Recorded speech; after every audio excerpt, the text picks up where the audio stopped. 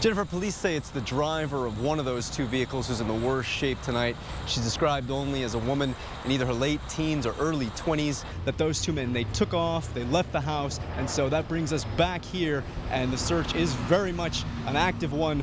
Once again, right back where we started. I can tell you we can hear helicopters in the air. The helicopter's actually flying very close to my location at a very low level. You can see it there in the distance. We've also got the woman back here at home with her family members, several police officers around, and we have seen several cruisers circling this area. So this is once again very much an active search here in the area of Jefferson Avenue near West 5th Street. A lot of employers worry about overtime. But when the people you employ go into overtime for a special session, it costs more than 60,000 taxpayer dollars each day, and it's been happening almost every year for 10 years. All right, we're being told right now at this moment, police are asking us to move for our own safety. We're moving out of the way. Just bear with us. Police are asking us to move for our own safety. We are behind police cars right now. You can see they are concerned. They are asking us to move this way past this van. We're going to comply with what the police are asking us to do for our own safety here. And we have been hearing for the last several minutes that shots have been fired that we have been told are irritant gas. We do know so far that this suspect is believed to have fired at least 2 gunshots at police. Since that spike in activity, just now, within the last few minutes, they've asked us to move again. It sounds like they're asking us to move a little bit further, actually. We're going to do whatever the police need us to do for the safety of everyone out here. Amber, this station on Southland Drive went out of service at 7 a.m. and it just came back online a few hours ago. It's part of an effort by the city to do more with less as Lexington struggles to save money. But today, firefighters say something had to give. Where the hell's the fire department? That's the thought that kept going through Michael Stewart's mind. When he walked in his kitchen, flames filled the room. He grabbed a fire extinguisher, but it didn't work. He ran to his garage for another. A neighbor brought a third. That's when Stewart grabbed his garden hose. The only thing I could continue to do was to spray the kitchen with water until the fire department arrived. Fire officials say it took them nearly twice as long as the national standard to respond to the fire because the closest station was out of service due to a brownout, and the next closest station was already responding to another call. I am disappointed with the city for the brownout. They could have saved us a fortune. Lives could have been lost. We have chosen as a city to allocate monies to other things instead of overtime. Public Safety Commissioner Clay Mason insists he doesn't like the brownouts either, but he says they're necessary given Lexington's limited finances. There are other cities that have been in worse shape that have laid off firefighters and police officers. Fortunately, we have not had to do that here. Mason says in the months ahead, there will continue to be situations when fire trucks are out of service because of staffing shortages. We're addressing that very aggressively in the very near future with a class that's coming online in May and then 2 more in next year's budget. So we feel like this is a short-term dynamic that will be fixed. But that's little comfort to Michael Stewart. Don't mess with stuff that saves people's lives. Don't put us at risk just to save a few bucks. Don't do it. The brownout system tries to minimize risk. Some stations are only partially out of service during a brownout. For example, while this station is up and running, another station across town has an engine down but still has a ladder truck operational. We're live in Lexington. Gabriel Roxas, WKYT 27 News First. Ask neighbors along Rucker Avenue what they think of the house at the end of the street, and one word comes up often. It's an eyesore. And it isn't just the house. This is a nice street, and he is nothing more than an eyesore. He is Stephen Price. He's fought one court battle after another to keep his home the way he wants it. The condition of my property is a function of horticulture. Price has argued that his property is more than a home. For him, it's a way of life. Everything supports a horticulture operation, and it says right there in Kentucky law that it's exempt from nuisance ordinances. That argument will eventually be decided by the courts. I grew up in this neighborhood. I've spent my whole life. But in the meantime, Price is having a hard time getting along with neighbors like Bill Corkins. But it would be nice if you could drive up the street, they would blend in with the other houses in the community. But blending in is about the last thing Price wants. That's why they created a residential zone. for the real estate industry so that people reside. What does that Price says his neighbors are the real problem, while they say his home hurts their eyes. Am I going to spend my life on the ground for the real estate agent? No, man. He says their way hurts his ears. This is my lawnmower.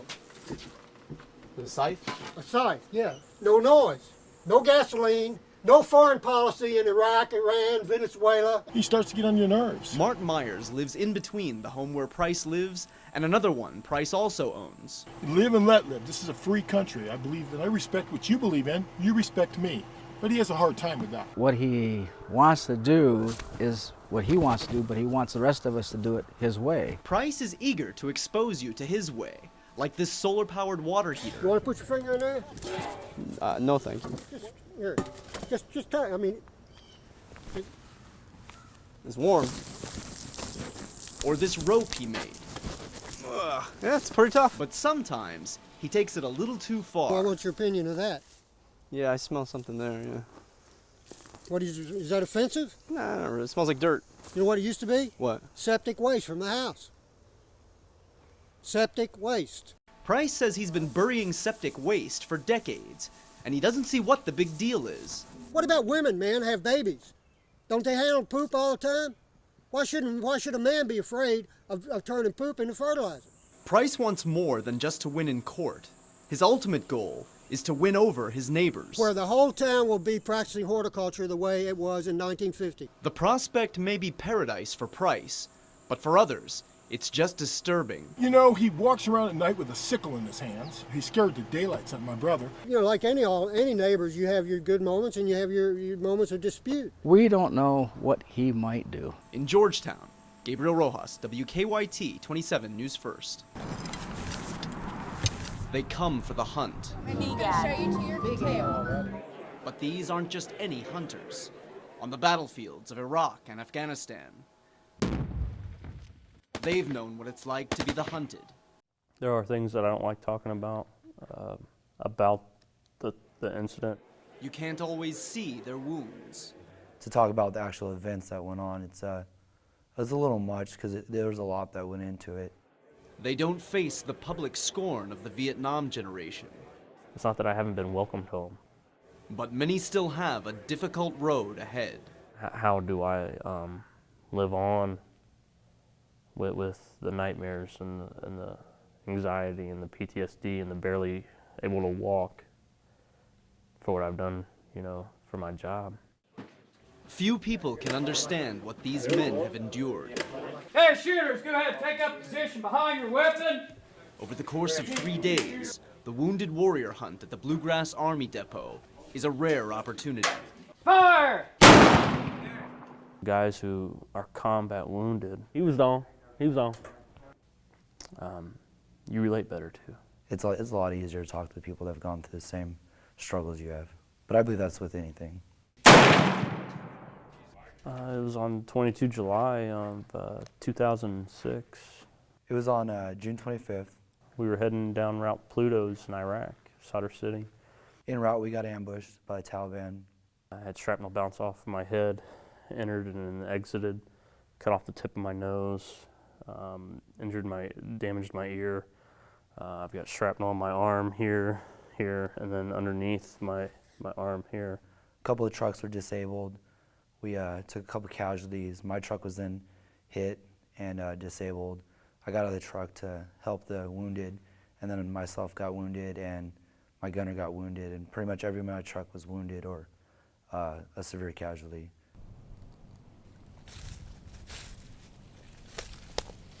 On the hunt, a brotherhood forms. That's cool because it's a competition. Everything's competitive. When you get a bunch of Type A personality guys together, it's always a competition. That's something about nature in itself, is that the buck has his territory. You're not going to see a 10-point buck with a 4-pointer or an 8-pointer. They're going to fight. Colonel, you get a chance, check this one out. It's really fun to go out and hunt and be around people that appreciate the stuff we do. So, I don't know, it kind of feels like being at home. Makes you feel a little bit more at home. It's 4.5. It's a beginning. but the healing will take more than a hug. I'd like people to know that there are people making really big sacrifices for their lives and others' lives, and that it is a hard fight. The American people need to know that the wounded soldiers go through hell, okay, to get back into society, to figure out where their place is, because we don't know. We don't know what we got to do. In Richmond, Gabriel Roxas, WKYT 27 News First.